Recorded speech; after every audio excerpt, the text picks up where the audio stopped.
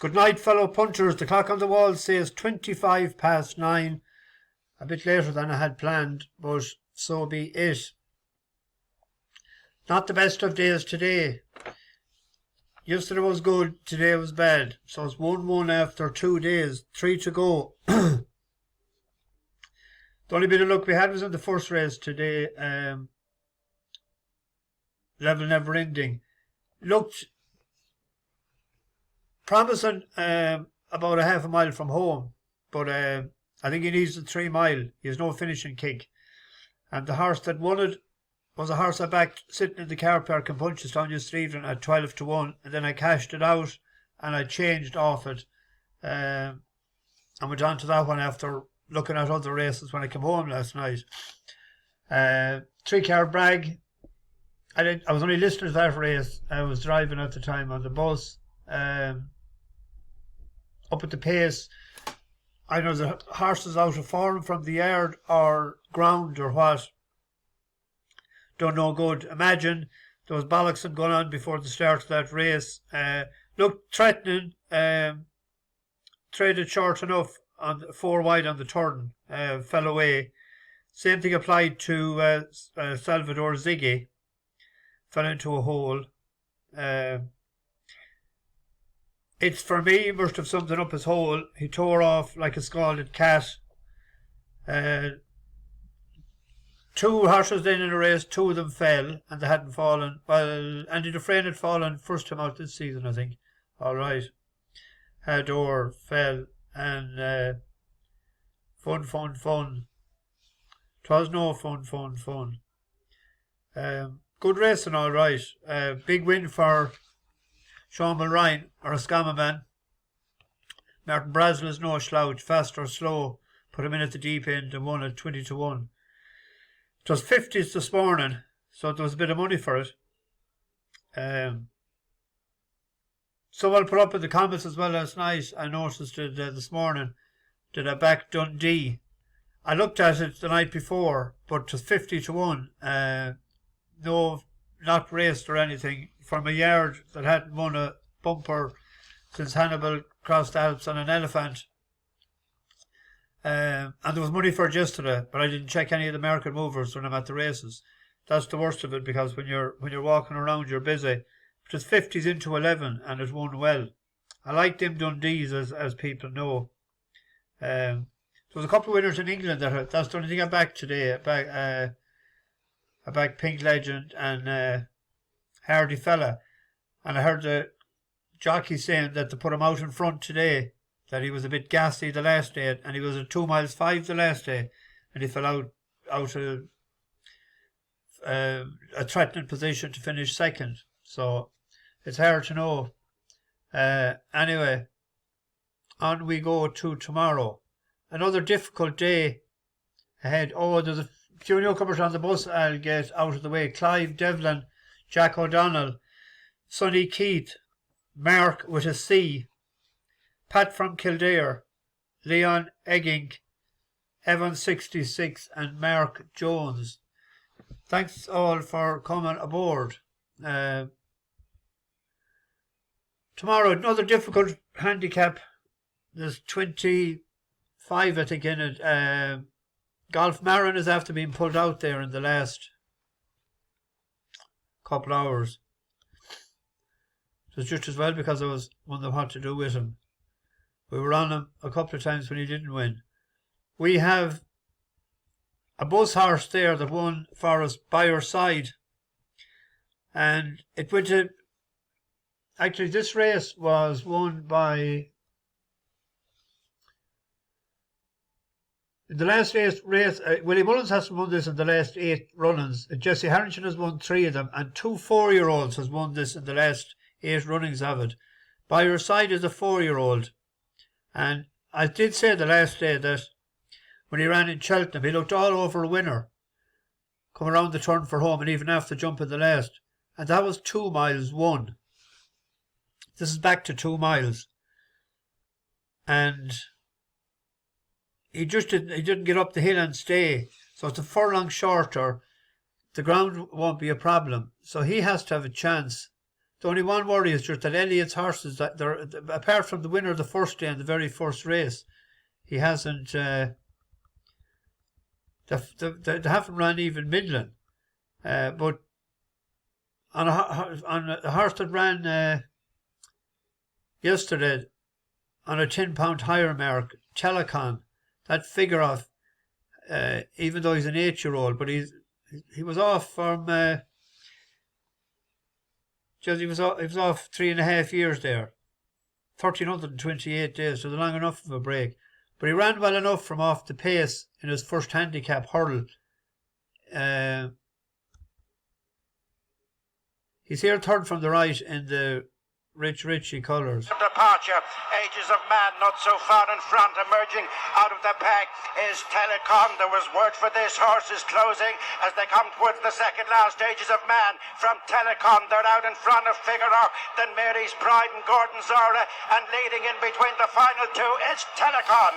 Telecom and Ricky Doyle have stretched clear at the final flight in driving rain. Sloppy enough was Telecom, but comfortably clear of Ages of Man.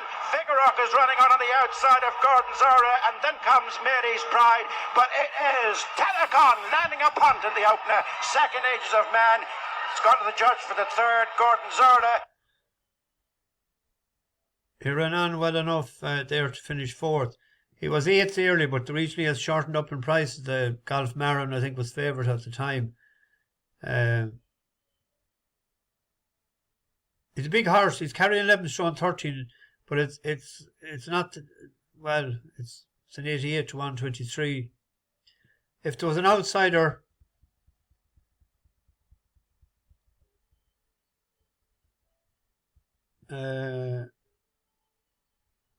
would be Too Bright. He's 33 to 1. He ran very well on a flat race that we were on the winner there in Punchestown, wasn't it? He likes good ground. But it ran well enough there behind the one we dream of.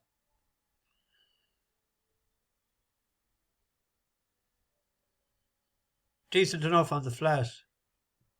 Anyone that wants a big odds horse, that might be one. But you'd imagine Figaroc if the handbrake is off, and to our bus horse.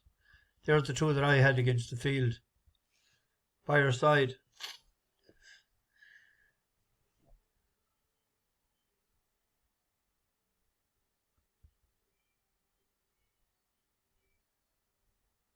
The 4:15. Douglas Talkin is coming over for the Cinder Russell. This opened up 8 to 1 earlier in the evening. Heaps of money for it. 2 wins before his last second in the entry to Dancing on My Own. Today's winning outfit. So that has to have a right chance. It's a front runner. The ground shouldn't be a problem, but I thought an outsider, they're paying 4 places. This is it's like shit or burst. Is Coeur Sublime. This is his first time in a handicap. There has been running in grade 1s and grade 2s. Oh no, it was in a handicap in Cheltenham. But the ground was sort of again, I thought, that day. But it's a bit unreliable, like the weather in Ireland. But it ran in Punchestown to second to Fernie Hollow, yielding to soft. And to second to Blue Lord in a grade 1, good to yield. And that was last year. It ran pretty well against Rebel Gold that day, but it's give a weight away. But it's I thought of all the horses there that looking for a value bet, Coeur Sublime at 16 to 1, paying 4 places. The Latouche, you always go straight to the man in the Bulger. This is only an 8-year-old. This looks to be the one. He won in Punchestown before, over 3 miles won in February.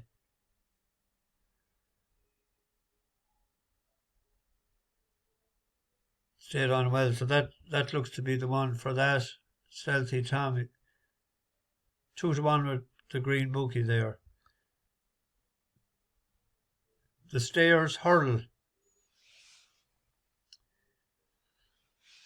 I think Teahupoo, that is down in, it was my biggest bet in Cheltenham. I think that needs soft ground. And the fact, Elliot, I just don't know. But one on heavy, one on soft. Second into Sire de Burley, but on good ground. Classical Dream won this the last 2 years. Monk's Fish is coming back after, 16 days after being off for a long spell. Sire de Burley going for a third grade one in a row. Asterion Forlonge is the interesting one for me. Going right-handed.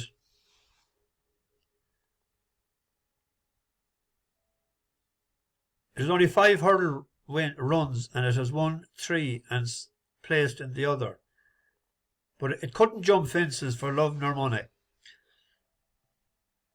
And they brought it back the last twice and it ran well against beating Somerville Boy. And then the last day in Fairy House. Even though Monk's Fish was closed, and I thought he wouldn't snug enough. Forlonge coming into it, Monkfish. Phildor is boxing on in the centre, and Master McShee on the outside. Coming down to the second last, it's Beacon Edge, but coming there very strongly, one off the rail, Asterion Forlonge, followed by HMS Seahorse, Monkfish, weakening is Phildor, and then Master McShee. One flight left to jump, and it's Asterion Forlonge from on the inside, Beacon Edge. Monkfish is trying to get to terms with them. The final flight, it's Asterion Forlonge who winged it from Monkfish on the outside. In third place is Beacon Edge. They got 100 yards to go. It's Asterion Forlonge leading home a winning 1-1-2. Asterion Forlonge beat Monkfish in third place. I did say the minute that race was over, Monkfish, Punchestown, but it's only a short turnaround.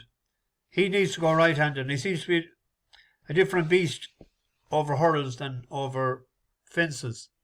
So I'm back and I'll have him back as Asterion Forlonge at 10-1 there earlier on. The 6 o'clock. There was 4 favourites today. I think we had 2 favourites and they were nowhere, and the 4 that we hadn't won. But I always look for nice prices, and when it comes off, you know, you can afford into chance doing the same thing the whole time, rather than it's no fun just picking favourites all the time. The only time I'd pick a favourite is when I thought that he was a right one. The 6 o'clock. Verdant Place won 2 races for us. And where did he win them? He won both of them in Punchestown. And who was riding him? Simon Torrance is riding him tomorrow. He ran the last two then, but it's a different jockey, different track. The first time he caught my eye was in Punchestown as well last November. He's weighted with close enough with Seabank Bistro. They were that Western Walk. They were close enough behind it the last day. But Verdant Place at 16-1, and they're paying 6 places, I think, in this. Is that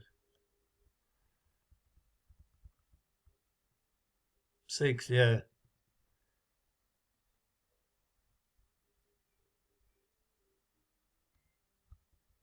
And I thought the other one, Henderson is sending over Walking on Air.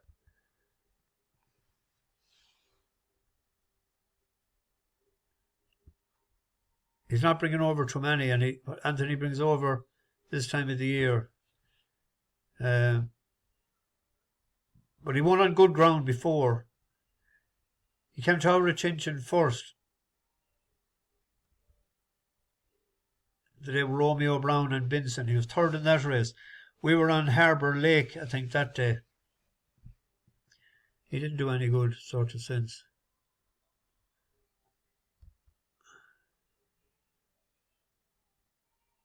No, he's fifth in entry.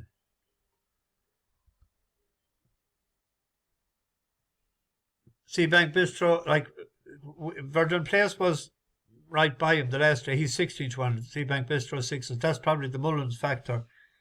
But 8 to 1 and 16 to 1. Too small each way is there on them. El Fabiolo is the one in the 6:35.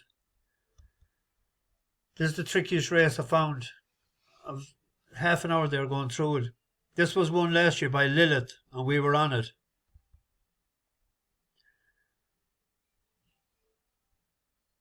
I think it was 10 to 1, wasn't it? 8 to 1. I think we got it at 10s. And she won snug enough. I tipped her up, I think, the first time in Kimpton in November, and it was terrible, and terrible the next time, and then it won. And it was third the last day. But I thought a horse that I was keeping an eye on since it ran in November, and it hasn't ran since. And I seen it declared or entered for this race, but Rachel doesn't pick it. But that one in Thurs on good ground last October. And then it was gambled on. I think it was 4 to 1 into 15 to 8.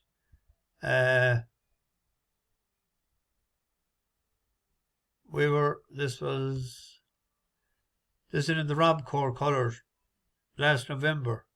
We were on the winner, the grey horse. Making the best of his way home from Secret She Keeps. Friendly start away to the left.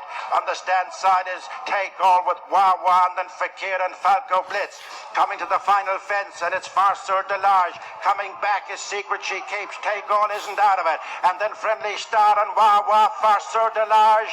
Ask for a jump and respond to Take All the near side, and then Secret She Keeps. 150 yards to go. It's Farceur Delage and Brian Cooper in front from Take All and Kevin Sexton. That's the order. Farceur Delage, Take All.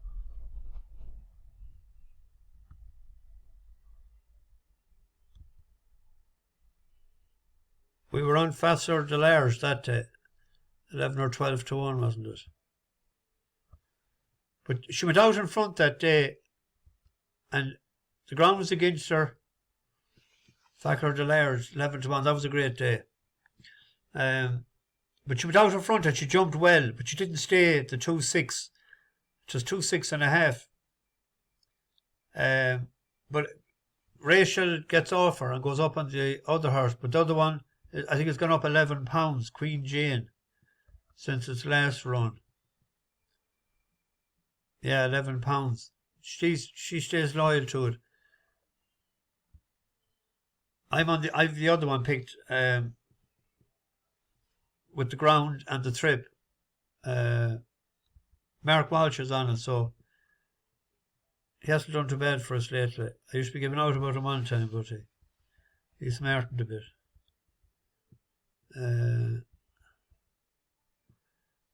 Secret She Keeps. Brings us to the bumper. I was impressed. Well, Slade Steel. I was impressed with that when it won. What did I do there?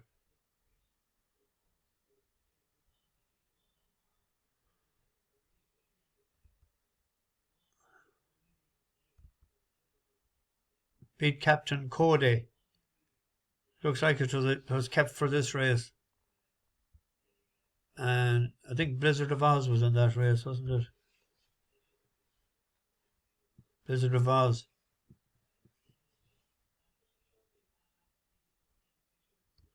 I'm going against Mullins, and the horse that His second favourite now is Barry Connell's Apples of Brazil. That's out of Blue Brazil. That opened up 16-1. So I don't know what sort of money shifted it. Loughlin is in it. It ran in the bumper finished 6th, I think, in Cheltenham. That's owned by Tom Gilligan. It was 9th in the Cheltenham bumper. But I'm on Slade Steel and that. There's two other horses tomorrow elsewhere. There's the fillies for 3-year-olds listed in Chelmsford and Believing for George Bowie. 6 furlongs on the Goo is this girl's bread and butter, I think. She ran twice and won Wolverhampton and in Kimpton. 6 furlongs. She won and she was second. She was in the Nell Gwyn the last day, but to 7 furlongs. But the horse that's rated a few pound higher is they came across each other in this race, wasn't it? And those so sharp. Believing was 7th, and Rage of Cambe went off second favourite that day. And that was behind it. I think that one has the run, and it was ahead of it the last day. I know the trainer is going fairly well, but I thought Believing at 4-1 there was a bet. And then in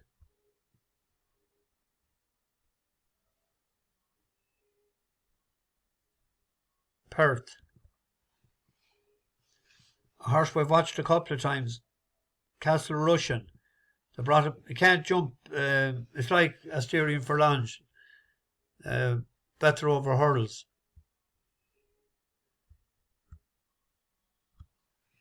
But this is the first time it's going to 3-2.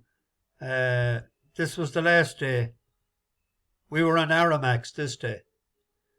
This is over 2.5.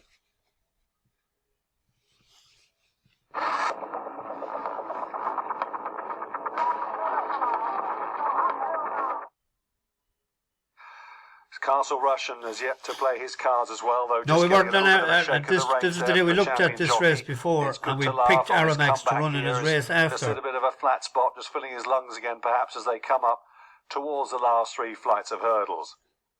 3 furlongs left to take. Adrimal being driven. Taken on the near side by Mia Grace and Connor O'Farrell.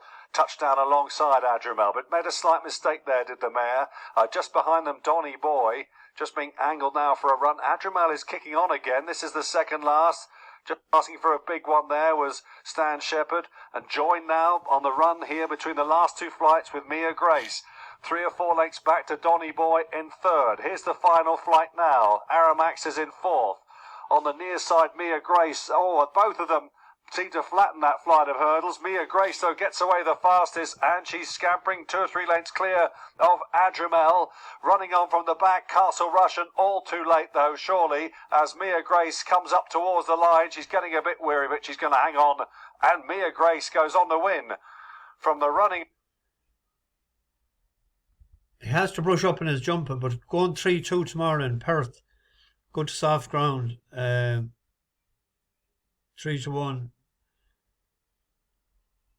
might be worth a bet. I'll be either on early tomorrow evening. I'm being picked up at 6:45. I have to umpire an Aurora Cup match tomorrow evening, so I'll either put up a video before I go, or else it'll be 11 or half 11 when I get back. One or the other. Bash the bookies, over and out.